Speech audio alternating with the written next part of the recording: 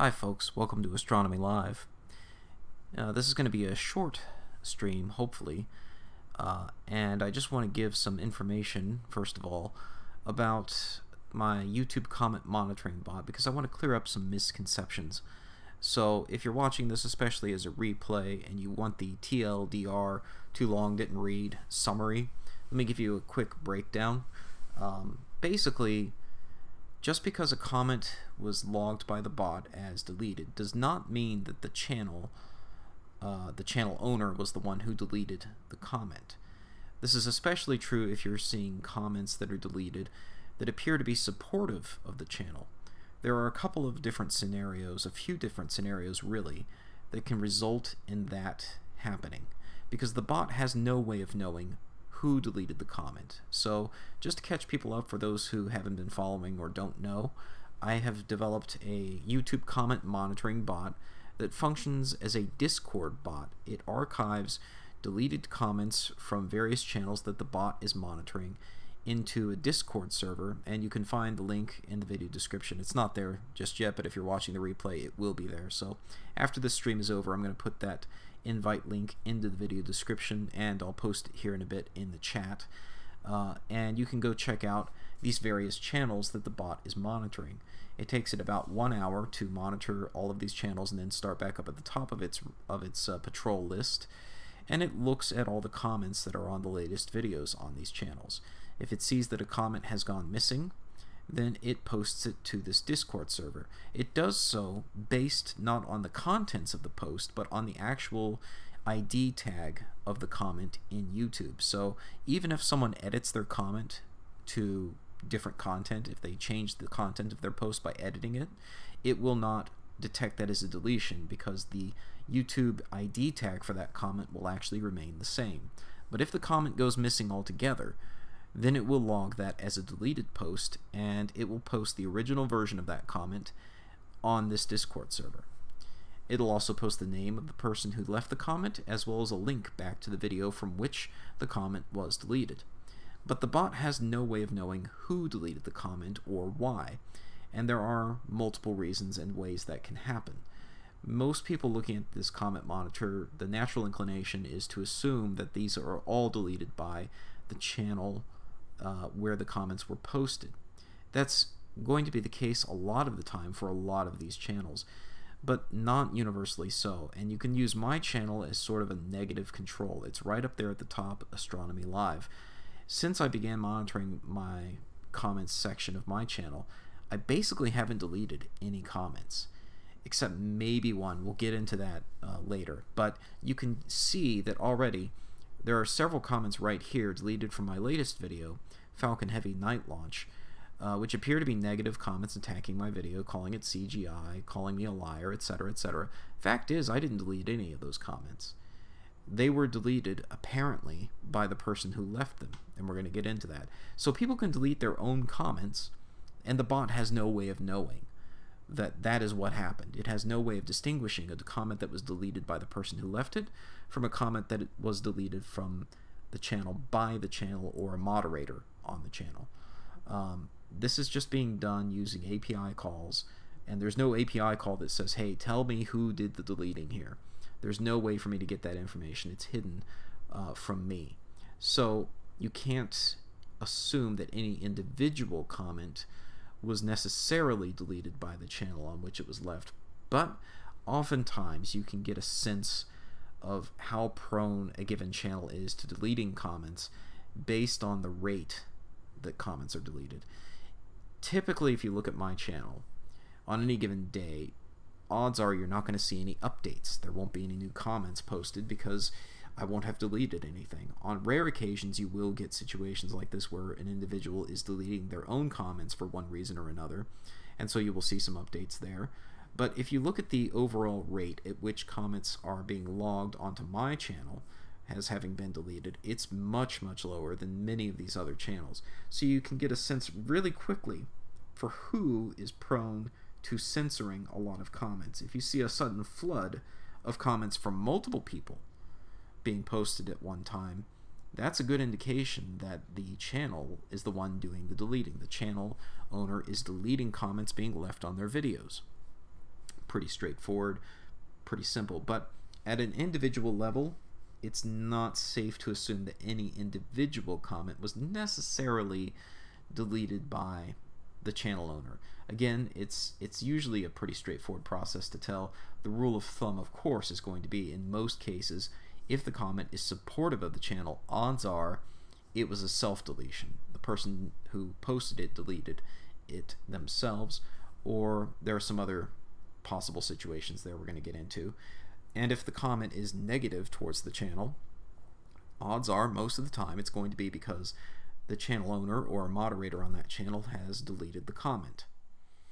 Also, I want to point out that the bot does not monitor replies to comments, and there are a couple of reasons for this. First of all, as you can tell, there's some nuance associated with this bot, where you can't always assume that because a comment has gone missing that it is necessarily the channel owner that's deleted it. But if, again, you see 50 comments from multiple people all on the same video, all being deleted and all being negative towards the channel owner, I mean, use your common sense, it's probably the channel owner who's doing it. But when it comes to replies to comments, it's not monitoring those. One reason is the fact that it can only pull up about, I think it's 50 comments at a time on a video, and then it has to issue another API call to pull up the next 50, okay? So it's got to go page by page. And on videos that have large amounts of comments, those are going to be the rate limiting step. Those are going to be the bottleneck that take the most time for the bot to actually work through and move on to the next video.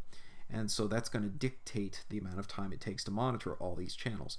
As it is, it takes about an hour, roughly, for it to come back up to the top of its list and start a new cycle. And in some of these cases, some of these videos can have many pages of comments.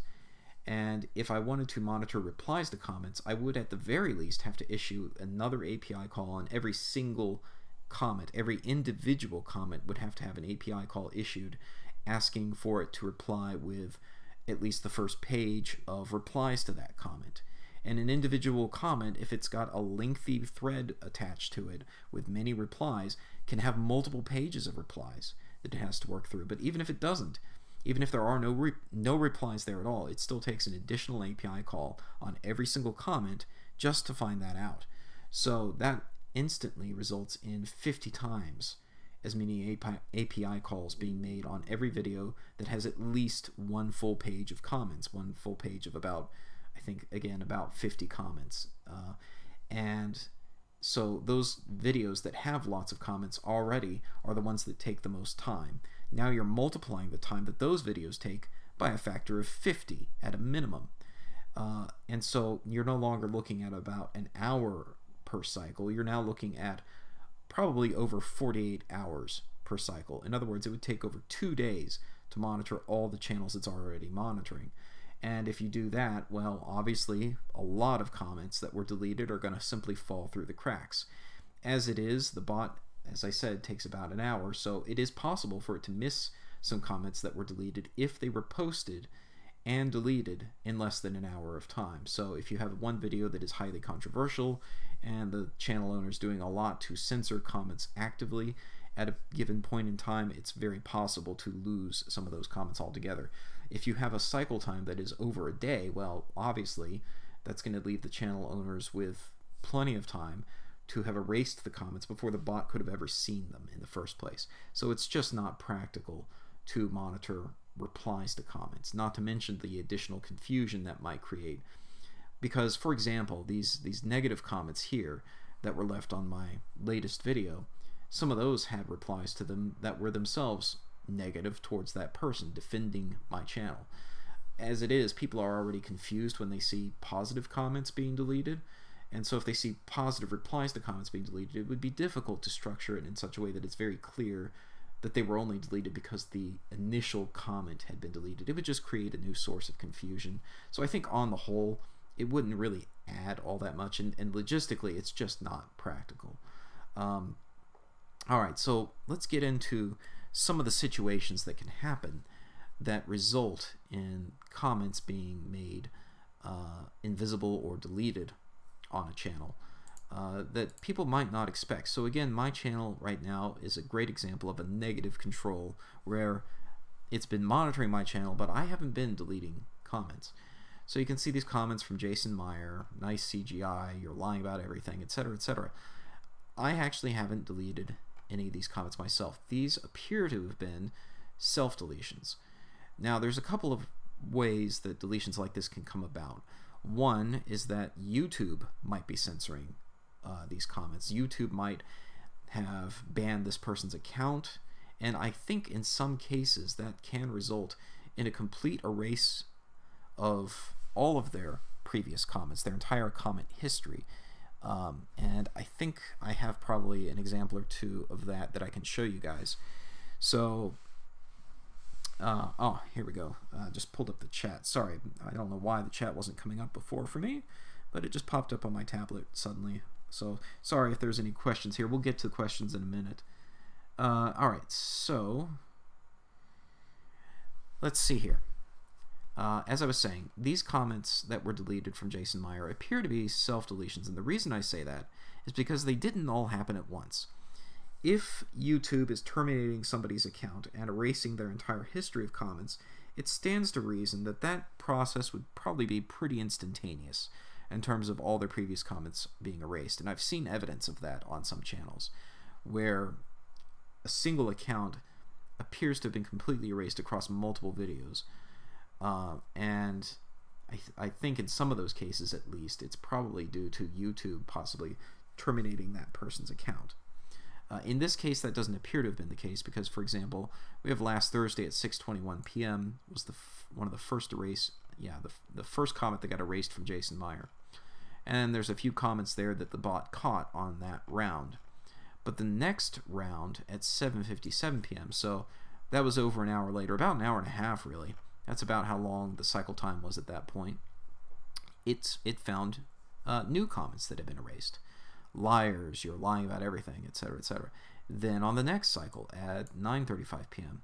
So that was, yeah, that's another hour and a half. That's another cycle. It found another comment that was deleted. Nice CGI. So on 3 separate cycles spanning hours of time, it successively found more and more comments being deleted from Jason Meyer.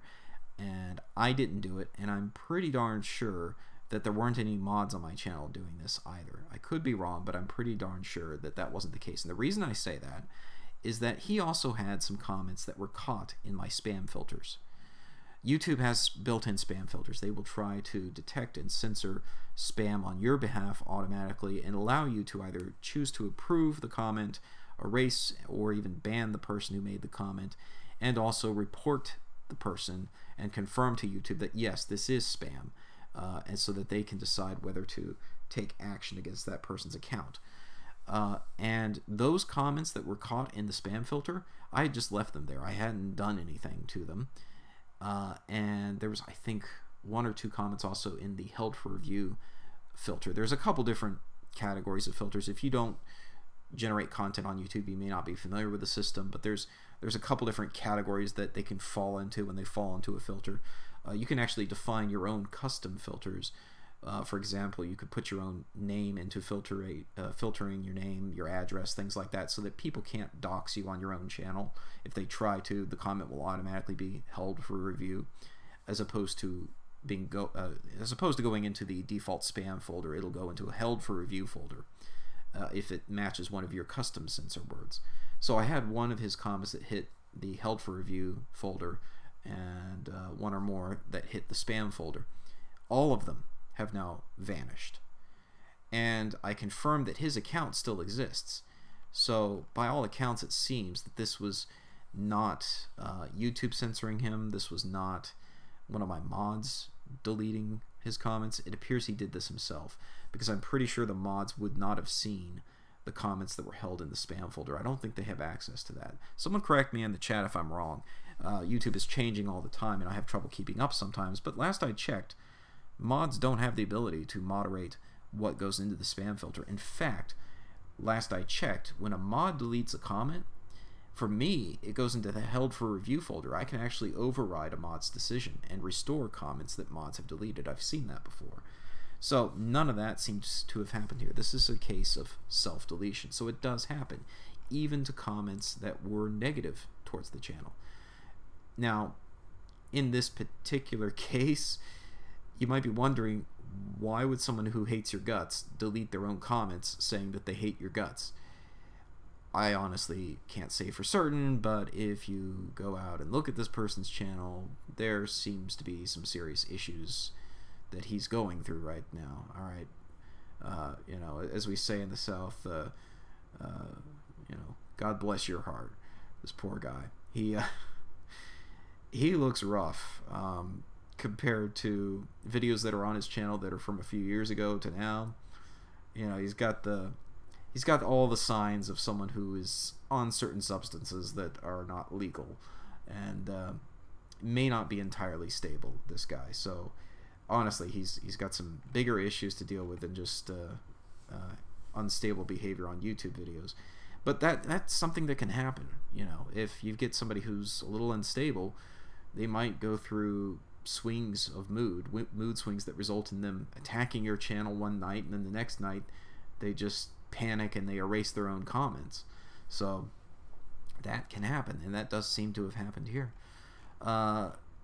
If I scroll up, it's a pretty neutral comment. Again, I didn't erase this.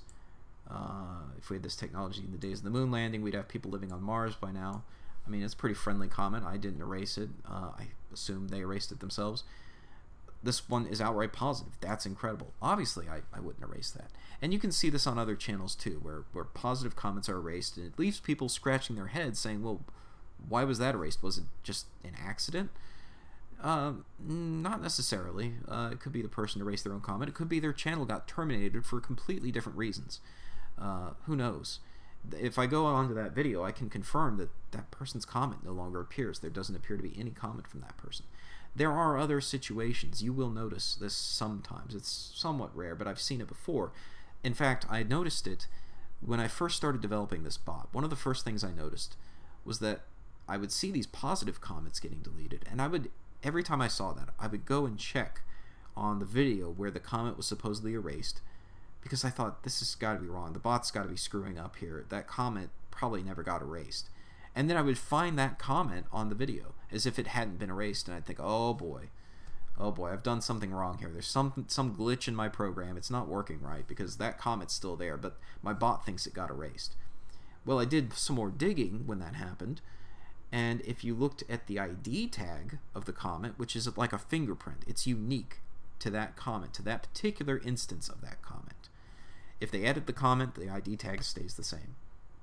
But if they erase the comment and repost it, the ID tag will be different. And sure enough, when I checked, in those cases where I found the comment still existed on the video, it turns out it didn't actually still exist. It was a new comment.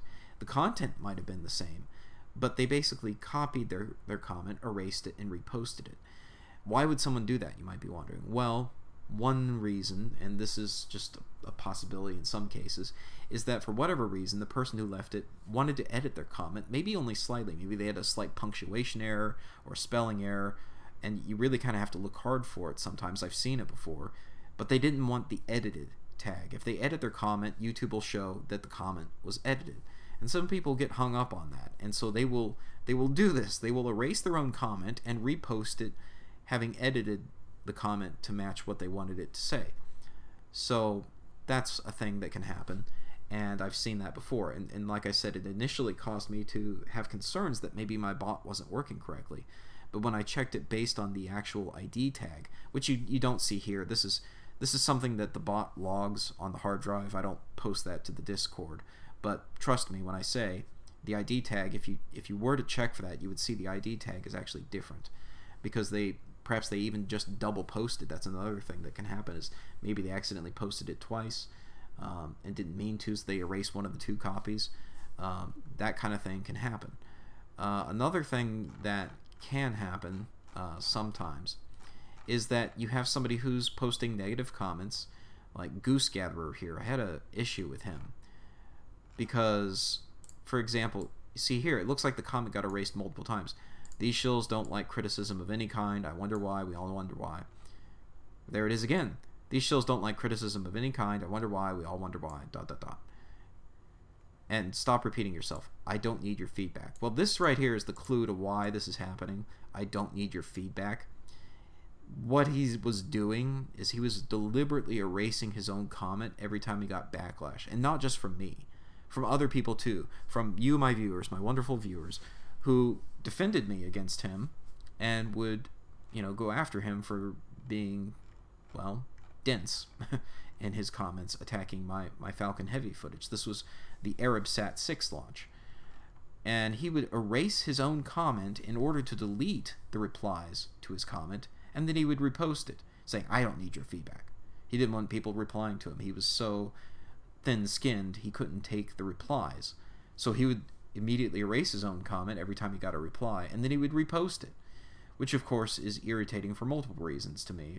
Not only is it leaving notifications on my phone, it's now spamming up my YouTube comment monitor with repeated apparent deletions of his comments. So I asked, yeah, and I said right here, for the record, I'm not deleting these comments. And so I explained the situation there on the server. And I actually asked during one of my live streams, hey guys, do you think that I should deal with this person? Do you think I should ban them?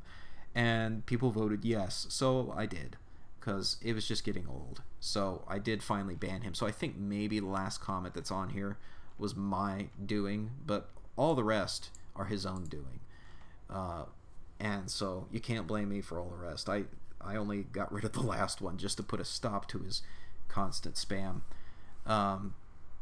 So that's a thing that can happen. And speaking of spam, I think this happened before I started monitoring my own channel.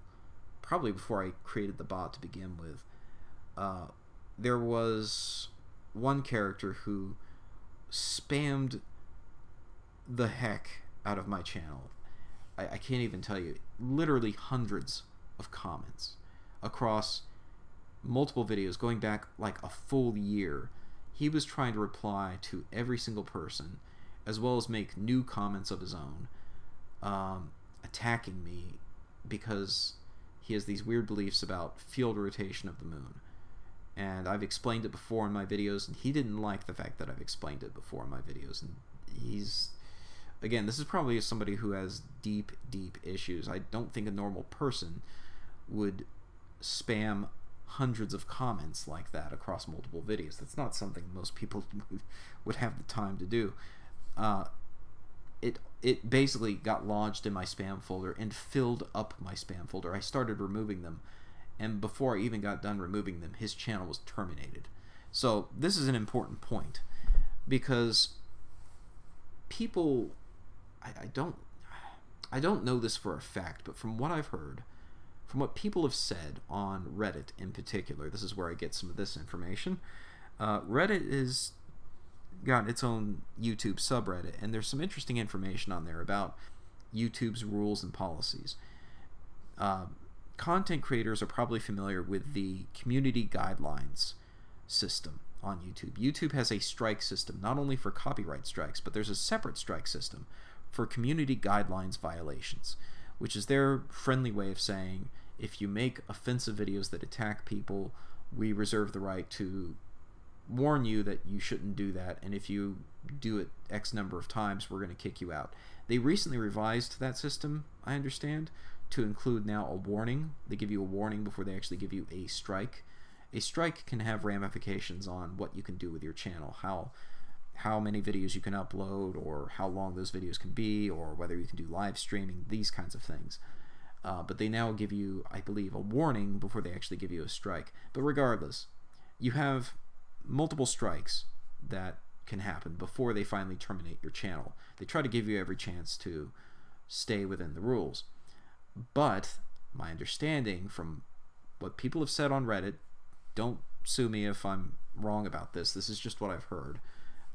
Hopefully I'm not spreading misinformation here, but from what I've heard, YouTube's community guidelines strike system does not apply to comments. So if you make a comment that violates their guidelines, they reserve the right to completely terminate your entire channel based on one comment alone, if it's considered severe enough. So warning, fair warning to anyone who tries to dox people or go after people's kids or whatever horrendous thing they want to do. in the comments section of YouTube. If it's severe enough, YouTube does reserve the right to terminate your entire channel right then and there with no further warning, is my understanding. And I know this only because I've heard that this is the case on Reddit, with people complaining that their entire channel was deleted with 10,000 subscribers.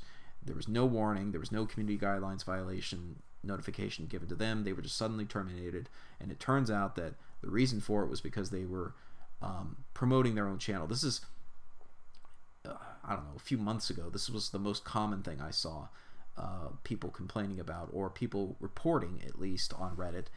Allegedly, their entire channels were being erased because they were going on, say, PewDiePie's channel, and they were saying, hey, come check out my channel, come subscribe to my channel, I make gaming videos too, come check out my video game videos, and subscribe to me, please. Begging for subscribers on other people's channels. Major no-no, apparently. Like, as in, your entire channel will be terminated. No, so don't do that. Yeah, so those kinds of breaches of the rules apparently can result in your entire channel being nuked without warning.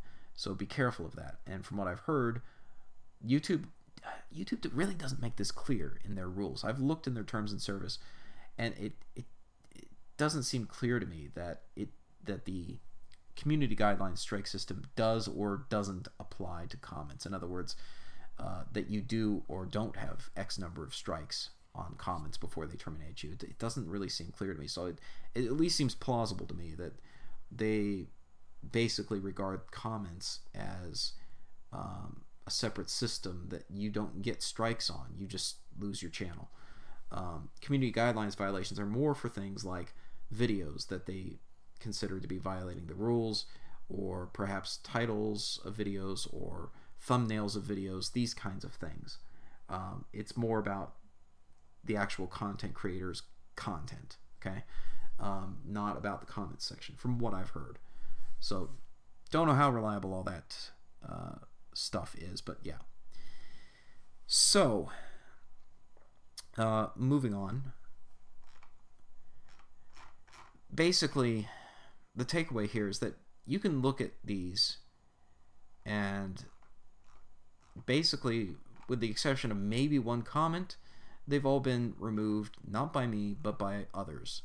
And I believe that if you end up in a situation where somebody's channel was terminated, like, here's one that is kind of suspicious to me. I don't know if this person's channel was terminated, but I do notice that across 2 different videos, 3 comments got deleted all at once from Kusa Observatory. I'm actually going to look that up right now. Does Kusa Observatory still exist? Maybe it does. I do think that they may have actually deleted their own initial comment there. He asks what size telescope and camera. I actually already had that in the video description, and I recall that he replied to that comment saying later, oh, silly me, I just saw it in the video description, never mind. So I think at that point he deleted his own comment because he realized that I'd actually already answered the question, and maybe he felt a bit silly about it. But yeah, if I search for Kusa Observatory, if I search for that username right now, I notice I don't get any results. If I filter by type channel, maybe somebody else can find him, or maybe he's watching the video right now. If you've changed your screen name, please let me know. But right now, I can't find his channel anywhere on YouTube, which makes me suspicious that maybe his entire channel actually got deleted. Oh, see, there he says. It wasn't actually a reply, it was a whole new comment. Oh, I see, 8-inch, sorry, never mind. Dang, nice, what size telescope? So yeah, I thought maybe he deleted his own comments out of embarrassment because he saw that I'd actually answered the question in the video descriptions. But no, I don't know. I can't find his channel, so it makes me wonder if maybe his whole channel was closed. Maybe he closed it himself, maybe YouTube did it, I don't know. But I can't find it now, and all 3 comments are gone. So make of that what you will, but I do think there's evidence, not only on my channel, but others as well, where you can see sometimes where comments from a single person across multiple videos going back quite a while are all deleted, and not like Jason Myers, where you see 1 or 2 comments get deleted on one pass of the bot at one time, and then it comes back an hour and a half later. There's another comment missing. An hour and a half later, another comment missing. Where if it's all deleted at once, it could be that the channel owner has just cleansed their channel of all comments from that person, and they did so very quickly. Or more likely, in most cases, probably, it's that that person's channel was terminated, or they closed their own account, or something along those lines. Some sort of automatic process. So yeah, Quickie says, I think he deleted his channel. I think so too. I think that's very likely. So that's a possibility as well. Yeah, and Alt Swede says, the rules aren't clear at all. People get banned left and right for all sorts of things that they've not declared breaking the rules. Yeah, the rules can be foggy sometimes. I think a lot of people fell into the trap of promoting their own channel in comment sections on other videos to try to get subscribers, to try to become popular and break out. And that's not kosher with YouTube. YouTube apparently takes that very seriously, and they will just nuke your entire channel. To me, that feels like an overreaction, to be honest. I mean, I get it. You don't want... It's a problem. You don't want spam in the comments, and it's a real serious problem on very popular channels. If you're watching a channel that's got 1 million subscribers or more, it's very likely, if you scroll down in the comments, you're going to see multiple comments from people saying, please subscribe to my channel. Personally, I don't have a huge problem with it when somebody does that on my channel, unless it's really blatant. Just because I understand it's tough to get noticed when you're starting out, and I feel a little bit honored that someone would think that my channel is a good place to promote themselves. Like, you know, you're getting popular when, but no, I'm not that big a channel, to be honest. I mean, we're growing as a community, but we're not that big. But I understand it's much more serious problem on much bigger channels, and so they're trying to crack down on that. But yeah, be careful of that, because YouTube will nail you, absolutely nail you from that, from what I can tell. And you know, YouTube's rules are always changing. And yeah, Red, hey, good to see you in the chat, man. Yeah, YouTube called the live stream that we did together, I mean, that was on your channel, they called it stream span and gave you a warning. Exactly. They took down his video and nailed him with a strike. You got a community guidelines violation for that, didn't you? If I recall right. And yeah, they responded to YouTube and they fixed it. My account is back in good standing. Very glad to hear that. And yeah, I mean, to me, that's ridiculous. That's absolutely ridiculous. And yet, some part of me is not terribly surprised. In the past, I've had issues, not with YouTube per se, but especially with other streaming service providers. I've been banned off Ustream. I've been banned off Justin TV / now Twitch. Twitch actually sprung off from Justin TV, and I was kind of dumped into Twitch without my consent when it was created. Twitch banned me for having non-gaming content. Now they do have channels that have IRL content and real life content, where people will be streaming cooking at home or whatever. And so obviously now if I did that again, it would no longer be against the rules of Twitch, but back in the day they wanted exclusively video game content. And you could say I was one of the founding subscribers to Twitch. I don't know how you put that. Founding content creator on Twitch, just because I was dumped into Twitch when it was created. Again, not with my consent as far as I can recall, but Justin TV no longer exists anyway, so it doesn't really matter.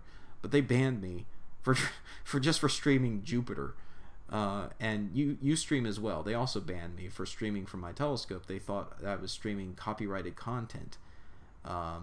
They just, no warning at all, just shut down my account and terminated my stream in the middle of a stream one night. So I've had issues with other content providers, and arguably those were more serious than YouTube, because although YouTube hit, you know, my stream with Red for spam, at least they didn't terminate his entire account. Yay.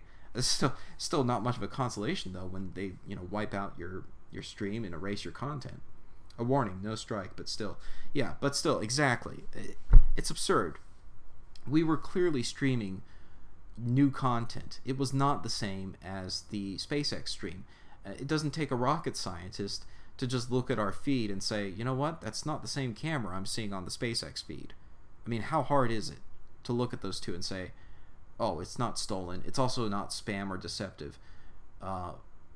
Granted, if you weren't following it that closely, you might not know this, but the fact of the matter is that this Falcon Heavy launch that we filmed together was the first night launch of a Falcon Heavy.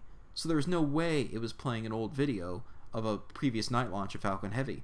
No such thing existed. There was no previous night launch of a Falcon Heavy. There's a major problem on YouTube with spam and deceptive channels. If you look at their thumbnails, it'll say something like, you know, SpaceX Live or NASA live stream. And if you look at the channel, it's not NASA and it's not SpaceX, and it's also not really live. It's being live streamed, yes, but it's just a replay, a recording of a previous launch, or really, it's a playlist of a whole series of launches. And people fall for this all the time, unfortunately. People are looking on YouTube and they say, oh, look, there's a live stream and SpaceX is launching. And they tell their friends and they say, look, SpaceX is about to launch. And then they see the launch, and then 2 seconds later, another launch starts, and they realize, oh no, I've been had. And this happens all the time. And the ridiculous thing is, although they struck your stream red, they still haven't done anything about most of these channels that are streaming day and night replays of SpaceX old live streams. It's not their content. They're just ripping off SpaceX live streams, and they're just replays of old live streams. They're not actually live video. And they get tons of views because they're fooling people for the most part. And so somehow they managed to actually strike a live stream that was providing original content and was actually a live stream and wasn't deceptive or spam in any way, shape, or form. But they haven't done anything about these other rip-off channels. That to me is infuriating. And, you know, they obviously it's not SpaceX, or it's not YouTube's greatest concern. They've got other fish they're trying to fry, and they're not particularly concerned about trying to deal with people who are ripping off SpaceX and NASA live streams. But they are changing their algorithms. They are changing the way they do business, and it has serious ramifications for content creators like me and Red's Rhetoric and others. You know, who's to say if we go and live stream another launch, and let's say we get a really good high quality connection, we pay top dollar to make sure we've got a high quality connection to the internet, we've got the best quality live stream that you can find outside of SpaceX, and we're doing a dual stream, and we're going to catch both boosters and follow them back the whole way from launch all the way to landing. Who's to say it's not going to happen again? Or worse, who's to say it won't even happen in the middle of the live stream? No one. We have no assurances here that this won't happen again. And so that kind of uncertainty breeds real doubt as to whether you should invest any money in trying to make sure that you can get the best quality live stream. Because what's the point? If you invest all this money and you really go all in trying to live stream you know, a rocket launch, and you know that they could just take it down for spam on false pretenses, what's the point? I mean, it's a complete waste of time and money if you end up getting struck like that. So it's a real serious problem, and I'm not sure what the answer is. Yeah. And Red says, I lost 2 days worth of views. By the time my video got back up, the damage was already done. Exactly. Exactly. The first 40 hours are the most important. Yeah. I mean, you look at the views that my video had. I uploaded it as soon as I got home, basically. I quickly threw the video together after I got home from the launch, uploaded it, and by the next morning, it was already up and available for people to watch. You know, a lot of people probably didn't stay up till 2:30 a.m. to watch the first Falcon Heavy night launch. It got delayed. It was originally supposed to launch at 11:30. It got pushed a few hours. It was a long night for all of us. And, you know, if you're sitting at home, it's probably easier to just turn in for the night and just catch it in the morning, you know, catch the replay. So I got a good bit of traffic that way. But even then, I thought it was interesting, really interesting, to look at the analytics of the traffic sources for my Falcon Heavy video. Yeah, a lot of content, or, sorry, a lot of that traffic came within the first 48 hours. Let's see, when was when was this video originally posted? I'm going to open this in a new window. I just want to see. That was June 25th, right. And if I look at the analytics for the traffic on that video, I'm not going to show this screen. I'm just going to keep showing the Discord, but I'll just tell you what it shows. The peak was on June 26th, sure enough. It was all downhill from there. The peak was definitely on June 26th from all sources, all traffic sources. So, you know, within that first day to 2 days, that's where the bulk of your views are going to come from after the launch. After that, the internet's moved on. The internet no longer cares, unless it's, you know, a really major event that continues happening or continues generating news stories. People are going to move on. But what's even more interesting to me for this launch is to see the shift in where the traffic was coming from for me. I've filmed all 3 Falcon Heavy launches from February 6th, 2018 till now. There's been 3 Falcon Heavy launches. The very first one had the most views, and this is to be expected because, I mean, it was the first.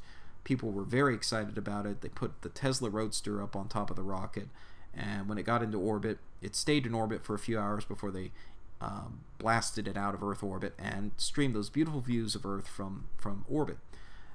So there was lots of attention, lots of PR, and lots of people watching. But if you look at the source of where that traffic was coming from on my video, that video has had almost 400,000 views, just shy of 400,000 views at this point. Again, most of that is in the first few days after that launch. There's a huge spike in the early part of February 2018, and then it drops off from there. The highest ranked source of traffic for that video comes from browse features, which is a general category of YouTube browse features. The most popular one of the browse features was the home page. So most people were coming to my video from clicking on the thumbnail on their home page. When they opened up their YouTube app or they go to youtube.com, my video appeared right there on their home page. That is curated for you by YouTube's algorithms. YouTube is deciding, here, we think you may want to watch this. Based on your viewing history, based on what we know about you, our AI thinks that you're probably going to want to watch this. And we believe the AI is really also calculating, as I understand it, that it thinks that not only will you want to watch this, but it thinks that this will initiate a viewing session. After you watch this, you're going to want to go watch other things that are related to this. So we're going to start a whole viewing session for you on this video. That makes a lot of sense, especially for something like Falcon Heavy, where, yeah, you want to watch the launch, and then maybe next up it'll recommend a video that shows you the payload being deployed in space from SpaceX or, you know, whatever. So from that source, that made up 98% of my browse features. 98% was people clicking on it from their homepage, okay? And browse features as a category made up 32% of all views I had on that video, 126,000 views. The next highest category was suggested videos, 24%, 96,000 views.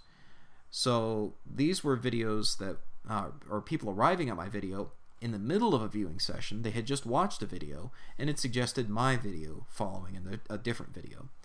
The most popular video that drove traffic to my video was actually Smarter Everyday's video of Falcon Heavy. That's where I got most of the suggested video traffic, but that was only secondary to people arriving at my video from their homepage, okay? And keep in mind that I don't have 123,000 subscribers, obviously. I've got 1/10 of that, and that's now, you know. I've got 16,000 subscribers now. Back around Falcon Heavy, the first launch, I had maybe around 10,000 subscribers, I think. So I personally don't believe that this was just people arriving at my video who had already subscribed to me. This was YouTube suggesting my video probably to a large number of people who weren't even subscribed to me. And so oftentimes you will see this on your homepage if you look. At least I've seen it before, where it may suggest someone to you who maybe you've seen their videos before, but you've never actually clicked the subscribe button. And so you don't necessarily have to be subscribed to someone for their videos to appear on your homepage. So that was the first Falcon Heavy video in 2018. The second Falcon Heavy launch earlier this year, this was April of 2019. Okay, once again, browse features was the top traffic source for my video. Oh, and I should also point out that on the first Falcon Heavy launch in 2018, the third highest source of traffic was external. This is people coming to my video from other websites. That made up 24% of the views, and by far the most popular website that people were arriving at my video from was Reddit. 33% of the external traffic came from Reddit. The second highest source was Facebook. Okay, but by far the highest source was actually Reddit. This was the SpaceX Reddit. I'm pretty sure they actually probably drove most of the traffic as far as external traffic goes.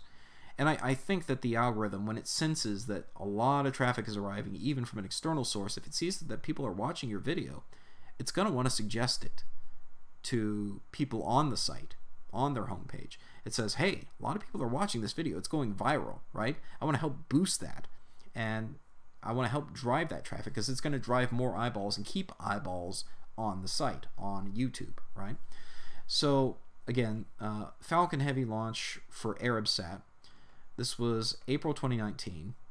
Browse features, again, top traffic source, 43% of all views. Nearly 40,000 views, 38,000 views total.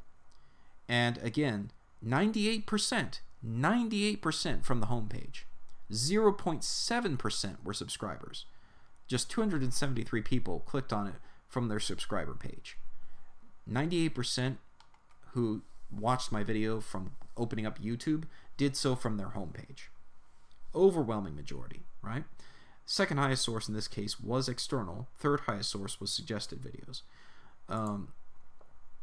So, and again, Reddit was by far the highest ranked external source, but Reddit paled in comparison to people arriving at it from browse features, from their homepage. Okay, now we come to the first Falcon Heavy night launch just a matter of days ago on June 25th.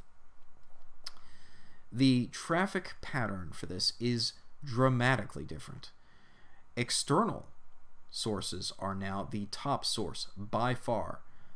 How much so? 71% of all views. This is a sea change from last time, from ArabSat 6, just a couple months ago, where only 26% of the traffic came from external sources. Was it that the external traffic this time was dramatically lower than last time? No. In fact, external traffic remained about the same. This time I had just shy of 18,000 views from external traffic. Last time for ArabSat 6, in total, over all the months, or the couple months that it's been up, the external traffic totaled out to about 22,000 views. So very similar, actually.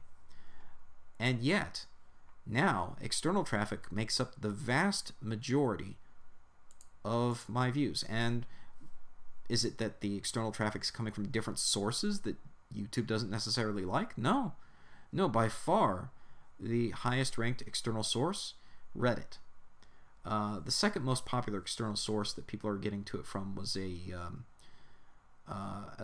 some sort of website from Jim Stone. I'm not really familiar with Jim Stone, but somebody had a call out in the comments saying, hey, call out here got here from Jim Stone's site. So thank you, Jim Stone, whoever you are, for sharing my video. Apparently he really liked it and put it up on his site. It looked like some sort of news aggregator site, kind of reminded me of Drudge. I only looked at it briefly. So again, 71% of my latest Falcon Heavy video came from external traffic. Internally, within YouTube, the traffic was almost nil by comparison. Direct or unknown was the second highest traffic source. That's probably external traffic once again. It's a direct people directly copying, pasting a link maybe.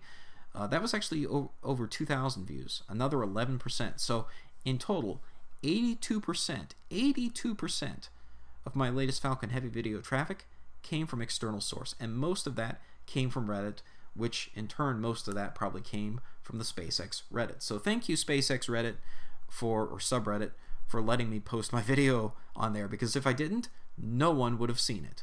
Practically no one would have seen it. So it is as if YouTube has completely taken me off of their suggested list. I don't know. I don't know if I'm on a blacklist now with YouTube or what, but home traffic was a measly 1,587 views, and it's just dropped off completely, which tells me the algorithm basically wasn't putting my video on people's homepage, I suspect. I mean, I don't see how else you could explain these dramatic changes in numbers, and just the overall traffic pattern has changed. It could be that at this point it's not even putting my video on people's homepage unless they are subscribed to me. That seems to make sense with these numbers. That's about 10% of my subscribers right there, 1587, and that is in line roughly with how much my average video gets if I'm not really getting it driven by external traffic. If it's just internal traffic, just my subscribers, you guys watching one of my regular videos like a deep space live stream or something, yeah, it'll have around 1,500 views roughly. So that's normal, right? That's just normal traffic. There's nothing extra about that. All of this extra traffic for this video came from external sources, which is just staggering. It's just staggering. And if I look at like YouTube search, so for Arabsat 6, I had almost 6,000 views from people searching for YouTube videos of the Falcon Heavy launch. This time I only had 776 views from search traffic. That doesn't necessarily mean I'm blacklisted from search. I don't think that's the case. I know if you go to a incognito window at this point, it's not too hard to find my Falcon Heavy night launch video if you use sensible search terms. So maybe that part's on me for the tags I used. I don't know. I do think though that for a lot of people, I suspect YouTube is top listing mainstream media sources and pushing down any alternative sources. Why are they doing this? Well, of course, there's the recent story about Project Veritas, and I'm sure most of you are familiar with that. I'm not going to go into politics here on this channel. I don't normally touch the third rail of politics because, honestly, for my channel, it does me no good. It does me no favors to alienate a portion of my audience.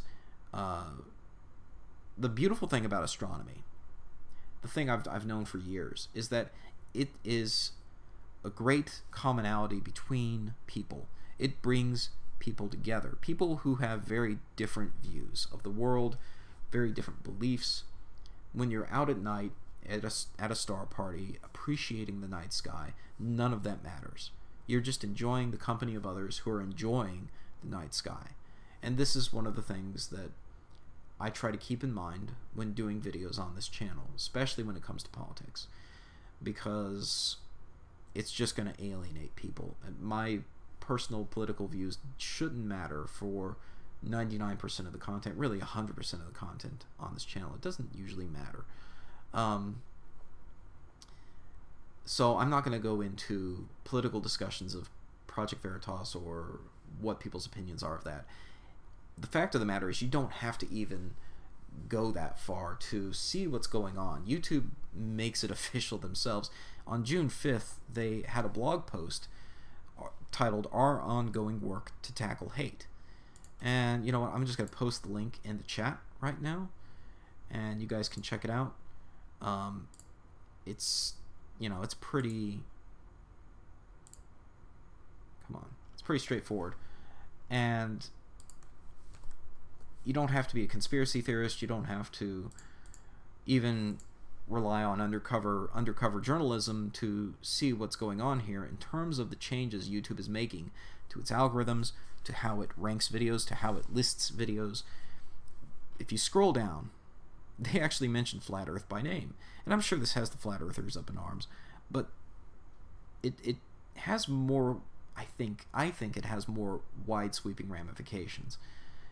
And I think the analytics of what I'm seeing now on my latest Falcon Heavy videos support this, okay?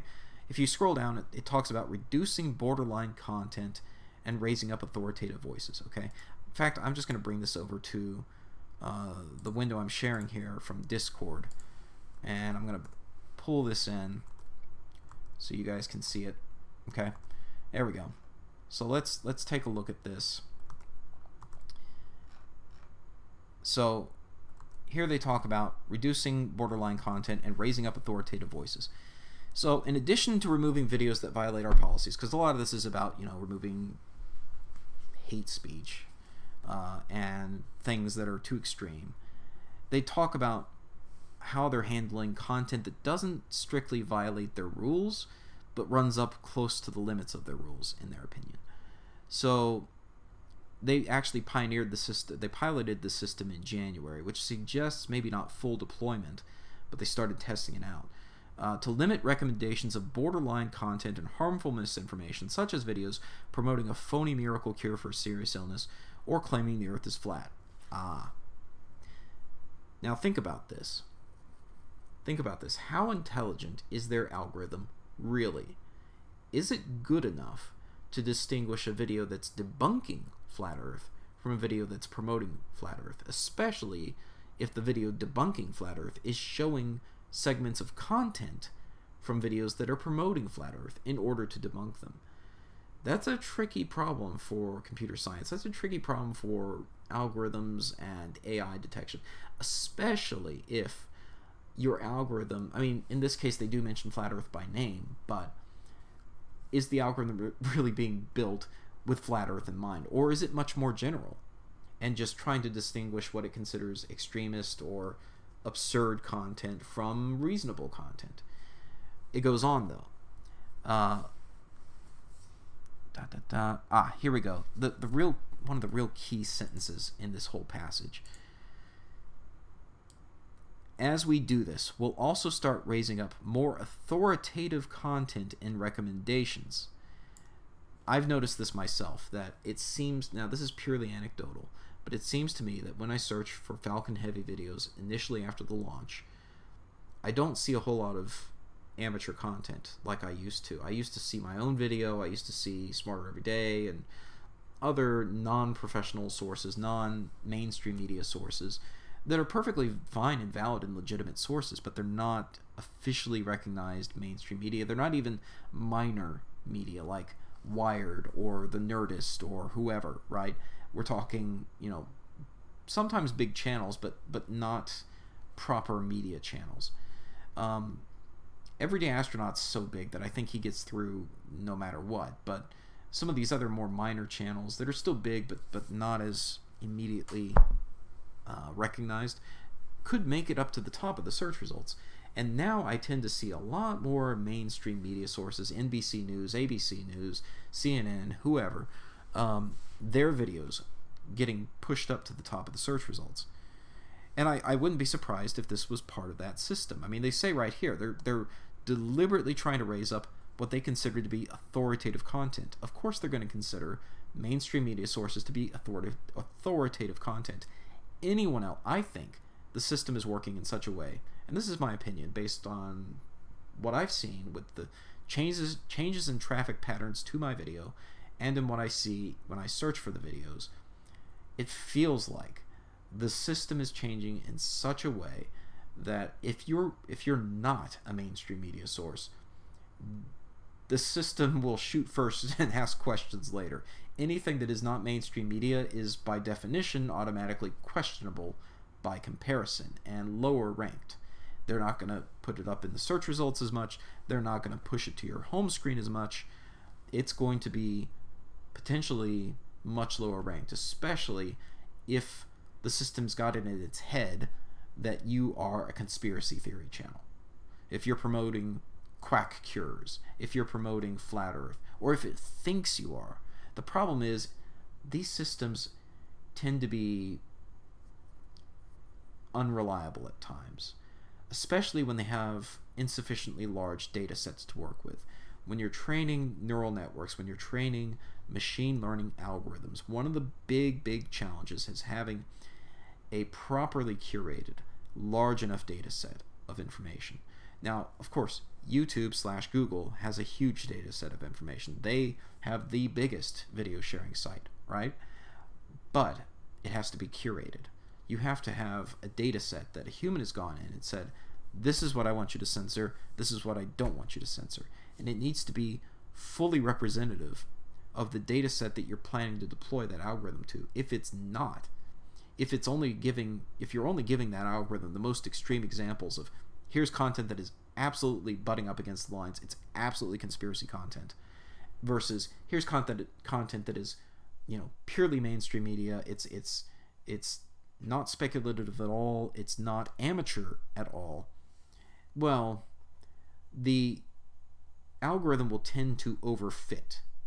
It'll draw very sharp lines of demarcation, and if the data set's not large enough and not representative enough, it will not extrapolate well to the real world. And I think they might be having a problem with this right now. My opinion, full disclosure, my opinion, I think their system's having a problem telling the difference between channels like mine that may address conspiracy content from time to time, on occasion, in order to debunk it, from channels that are promoting conspiracy content. I don't think their system can tell the difference. In fact, I probably shouldn't even be using the word conspiracy if I didn't want to get flagged. Too late now, but you get the point. I don't think their system's very good at telling the difference between the two. And so it doesn't surprise me that I'm seeing this dramatic shift in traffic, and it's, this is the new YouTube that we live in, and people are going to have to adapt to these realities, just like people had to adapt to the algorithm when they started changing from one that was based on sheer number of hits on a video to one that was based on watch time. I remember when that shift happened, people were like panicking, because a lot of videos at the time were based on trying to get that quick hit, trying to get people to click on clickbait, and to address the clickbait problem and try to get people to have better quality content and not just shameless clickbait thumbnails, which people still do. But to try to encourage higher quality content, they said, okay, we're really going to reward not the sheer number of views, but more about the watch time. And this had a negative effect on channels that were producing high quality content, but in smaller amounts, quality over quantity. Channels that do really high quality short films, 2 minutes, 3 minutes in length, just quick hit videos that might be really high quality, unfortunately didn't get as much attention from the new version of the algorithm. So people have had to find ways to adapt and survive. Some of those channels have done more extensive behind the scenes videos. They'll follow up their high quality but short content with a much longer form content that goes behind the scenes and shows how they made their content in order to encourage the algorithm to pick them up. I don't know how we adapt and survive in this new environment with potentially being, I hesitate to use the word censored because it's got such a strong connotation. And I'm not saying that YouTube doesn't have the right to make their own decisions about what they promote on their channel. However, on their platform. However, I do think that the system, whether it's well-intentioned or politically intentioned, whatever its intentions are, it is hitting content inadvertently. And it is changing the way in which you have to drive traffic to your content if you want traffic on your content. It's not going to come to you the same way. If you're like me and you're potentially on that line, that fuzzy line that the system, the computer, the robot has trouble telling the difference between you and the conspiracy channel that you're debunking, you may find yourself in some tight straits with viewership.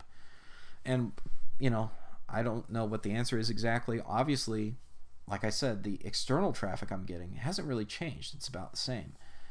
But the internal traffic I'm getting from YouTube just isn't there on this latest Falcon Heavy video. So, that's the reality we're living in now. And it's adapt and survive once again. So that probably means, relying more on external promotion, external sources. And for myself, I'm working on developing right now my own website external to YouTube, where people will be able to sign up and do things like control my telescope, during my live streams, things like that. So I can provide value-added content, real value, over just providing video on YouTube. YouTube is one component of it, but it's not the only leg I'm standing on for providing this kind of content. Because this stuff isn't free. I mean, going out to these launches, you know, it costs money. It's nice to get monetization from YouTube to defray gas and travel and equipment costs, as I'm sure Reds can attest as well. So yeah, Reds, shoot first and ask questions later, 100%. Yeah, that's where we're at. Jimmy says, no, we don't need to adapt. I think YouTube's going to fall over this. No one is happy with it, and they're not listening. I mean, yeah, that's the truth in some ways. YouTube is facing backlash over this, but they faced backlash before, and they haven't always course-corrected on the basis of backlash. Sometimes they do, on an individual case-by-case basis. If someone's channel gets outright removed, or a false spam strike like Red's channel, they will course-correct on that, especially if you raise a stink on Twitter at them. If you get enough people tweeting at them, they'll listen. But at a global level, their overall direction, I don't know how much influence we can really have. I'm not trying to be catastrophic about it, but I'm not holding my breath on that. I'm not going to count on that. I'm going to plan for the worst here and hope for the best. I do hope they course correct and become more permissive again. I mean, here's the thing. This is my opinion, and again, I try not to touch the third rail of politics. I really, really try not to touch the third rail. I don't want to alienate anyone, and I hope I don't alienate anyone by being too milquetoast either. But in my opinion, I don't think it's entirely positive to do this, to push down unreliable results. I get it when it comes to things like health quackery. I get it. That stuff is outright dangerous. People can die. When it comes to things like flat Earth and utterly ridiculous conspiracy theories, I don't think it's necessarily a great thing, because the fact of the matter is, we win in the free market of ideas. Put flat Earth up against actual science, flat Earth loses. You just look at the debates between Red's rhetoric and any of these flat earthers. They get trounced. They come to the table with nothing, and they leave in tears over and over again. I don't think we have anything to fear from them. I mean, I get it that you don't want kids exposed to this, and, you know, young skulls full of mush who are impressionable to be misled around by anti-science and pseudoscience proponents. I get that. But at the same time, by silencing them like this, you're only giving them ammo. You're making them feel like martyrs. You're giving their movement a sense that they actually are martyrs, and that, you know, they're really on to something, and they're only going to fight harder as a result of it. And at the same time, it becomes harder to actually hear what they're saying. It becomes harder to find their content in order to refute it. And I don't think that's necessarily a good thing, personally, for me. I want to know what they're saying. Like, if someone's making a video accusing me of faking my footage, a la Russian vids, somebody like that, I'd prefer to know about it. I want to know if somebody's accusing me of, you know, faking my footage and, like, complaining about the vignetting. Here's a great, perfect example, just a case in point. One of the things Russian vids and other people have claimed is that my previous videos of launches have obvious signs of what they call layering, where they think I've layered elements on top of the video because there's dark corners on my videos. That's actually not an editing effect. That's optical. That's because of the light cone being choked in the telescope. It's called vignetting. It's an actual optical in-camera effect, okay? It's not me editing the video to cause that. It was caused by the adapter between the telescope and the SLR camera I'm using being too narrow. And it chokes the light cone a little bit and results in those darkened edges. Kind of like what you're looking through a straw, okay? I didn't think it was such a big deal. I didn't really mind it too much, but other people might have. And more importantly, I guess, is that it was being used as ammo against me, and it's easily correctable. So I've now corrected it. I've now acquired a larger diameter adapter, which won't suffer from those effects. You now get a much flatter, what we call a flatter field in terms of the brightness level, a much smoother looking image. So all in all, it resulted in improvement in the quality of my video and took away their ammunition against me. But I couldn't have done that, or I wouldn't have bothered doing that, if I didn't know that I was being criticized for it. I want to hear the criticisms against me, even the ridiculous ones, because it can all be used to benefit me if I take it into account and use it to go forward. So I don't like the idea of censoring them or just pushing them down in the search results so far that you can't even find them anymore. I get it. You know, you don't want to necessarily give a platform for ridiculous pseudoscience beliefs, but I personally like having those healthy debates. I get it when it's, you know, something like telling parents not to vaccinate their kids and all this kind of stuff that can actually result in physical harm and is an immediate threat to public health and safety. I get it.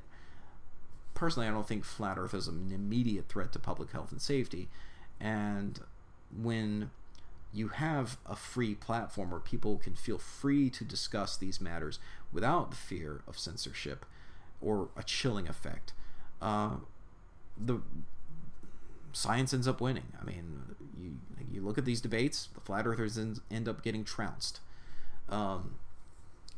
With this new system in place, I think this is going to have a serious chilling effect, not only on those promoting the conspiracy theories, but those like me who provide evidence to refute them.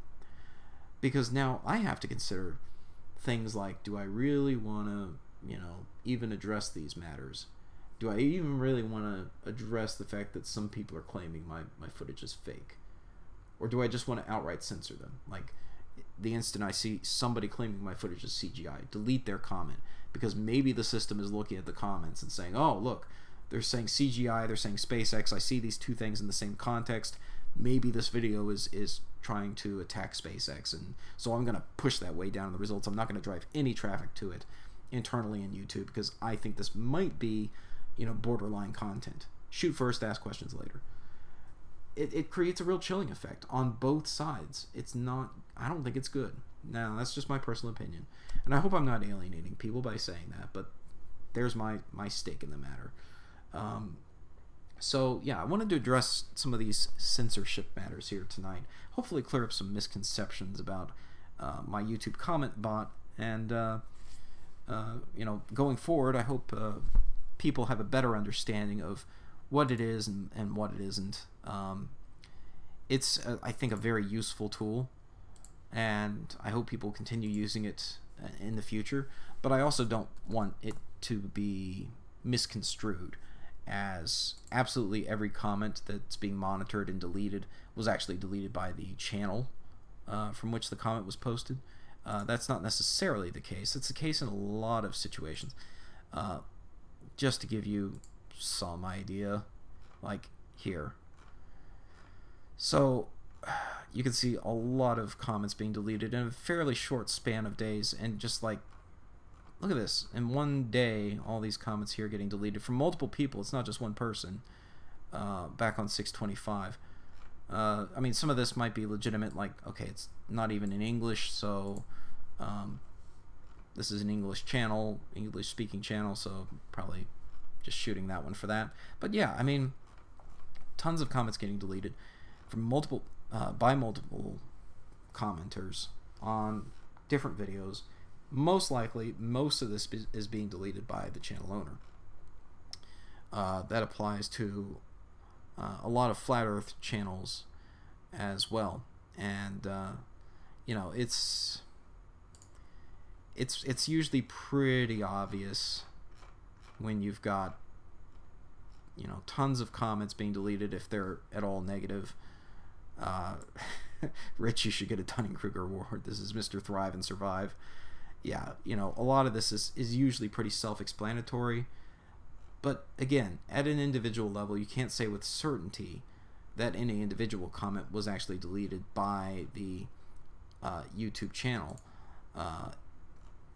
But if you look at the overall pattern of behavior, you usually get a sense pretty quickly of whether they're deleting comments that are, you know, even slightly critical of them over and over again.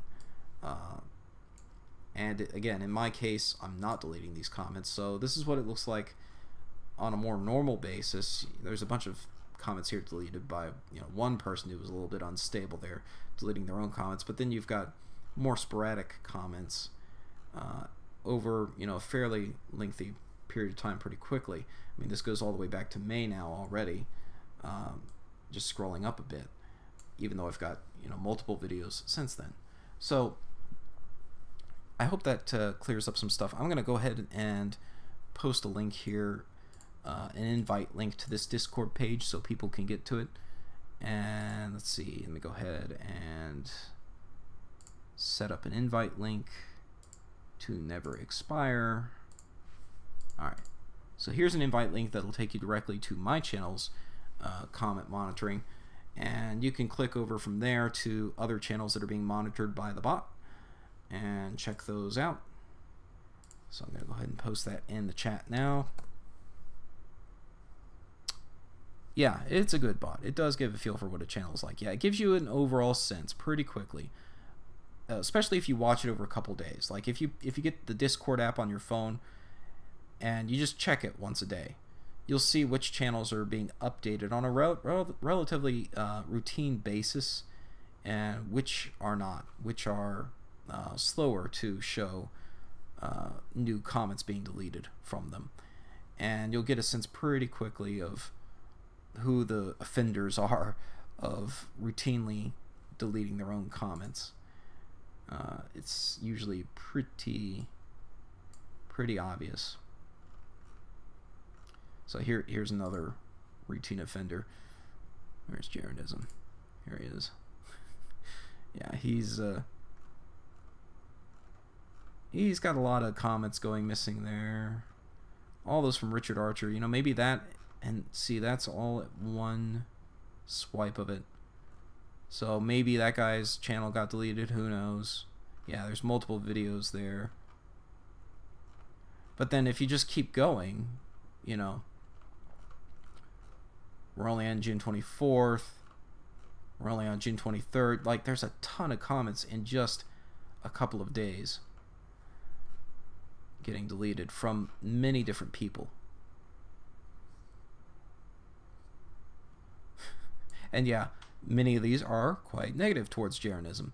The most amount of misinformation in one sitting. This is why YouTube should stop garbage like this. Okay. So, yeah, you know, and I'm not saying that no one should delete any comments. I mean, there are sometimes comments that are just over the line, just absurd, and just way too offensive. I get it. I'm trying to have as much of a hands-off approach to my own channel as possible, as a test case, and just to be fair to everyone, let everyone have their say. But I'm not faulting people for deleting comments that are just outright offensive. But oftentimes you'll see comments that are being deleted that aren't outright offensive. They're just maybe slightly negative, or perhaps they have information that is legitimate and inconvenient for the channel on which they are posted. So, you know, an example that was fairly recent, although, man, this channel posts so many videos I can't even find it now. So Birch Bay, this particular video talking about extreme low tide got pretty heavy negative reception here. Complete and utter lies. You don't even realize how your already sketchy reputation is being damaged by this video. This is a well-known bay that has extremes of tide. That's not new and it's not unusual. And so when people pointed that out, they got deleted, as you might expect. So, yeah, here we go. Here's one from Michael Gibson. Do you not do any actual research? You just go with something you find on YouTube or online and attribute it to Planet X. I have family that live close to Birch Bay. I have been there more times than I can count. This has absolutely nothing to do with your Planet X. In fact, it is in no way, shape, or form an unusual occurrence for the area. I am very disappointed that you just jump on anything without further research. I mean, there's no cursing in there. There's nothing overly extreme about that comment. And it has personal testimony that they know that this is not an unusual phenomenon. Deleted, gone. I mean, it's pretty obvious in some of these cases that the reason for the comment to go missing is that, well, it was detrimental to the person who uploaded the video. Here's another video, or another comment from a totally different person with the same information. Birch Bay has done this before. It's not a new phenomenon. This is a result of tidal ebb and flow in conjunction with the coming full moon. So there you go. The bot, I think, is quite useful for capturing some of those comments. It also can capture some extreme comments, but sometimes that can be important as well. There was one that I caught on this very channel here, this Planet X Physicist channel, where somebody was being threatened, death threat, to a specific person. It had their name, it had their address, and it was a very specific death threat from someone claiming to be this person's son, somebody who would know them. I don't know if that was true, I don't know if that was false, I don't know if it was serious, but I took it seriously, and it's apparent to me that the person who ran the channel did not, and they did not report it. I did. I called the police about that in that town where the address was located and let them know. They were actually already aware of a similar threat made by what seems to be the same person on Twitter, but they were not aware of this additional threat that had been made on YouTube. So I gave them that information, and they investigated it. I don't know what the outcome of that investigation was, but I do know they were going to go check up on the guy and make sure he was okay. He was an elderly gentleman, vulnerable individual being threatened by someone claiming to be his son. So, it can catch some extreme stuff too, but sometimes that is important to note. So if you see anything extreme on there that you think should be reported to the authorities, please do. And if you don't feel comfortable reporting it, let me know. Give me a shout, give me a comment, let me know that you found something that you think needs to be reported, and I'll do it for you. Like, I don't mind. I'll report it too if I see death threats being made, that kind of content. Like, I understand why some extreme stuff needs to get deleted if it's doxing people, posting their address, that kind of thing. However, it should also probably be reported in some of those cases. So yeah, that's pretty much all I've got to say on this matter. Let me see if there's any final questions in the chat here. Take care, Red. Yeah, hope you have a good luck. I'm going to go ahead and give Red a plug here. Tomorrow morning he's going to be streaming the abort test of the Orion capsule. They're doing an in-flight abort test for the Orion capsule, not the SpaceX capsule. This is the NASA Orion deep space capsule. They're going to launch it up in the air and then fire off the abort motor and make sure that it's able to survive and get away from a test rocket, simulating what it would be like trying to abort off a live launch later on SLS. This is the capsule that will be hopefully flying astronauts into deep space on the SLS rocket. I don't know how much longevity that program has, but it's proceeding anyway, and they are going to be doing an in-flight abort test tomorrow morning. I think that's scheduled for 7 a.m. I'm not sure. Let me look that up right now, and also give a link to Red's channel, because he's going to be doing a live stream out of the launch and attempting to stream that from near the Cape. So let's get that going. Let's see, what's the launch schedule? Let's see.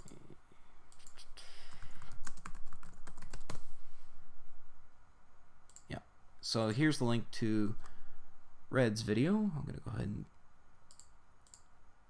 post that in the chat here.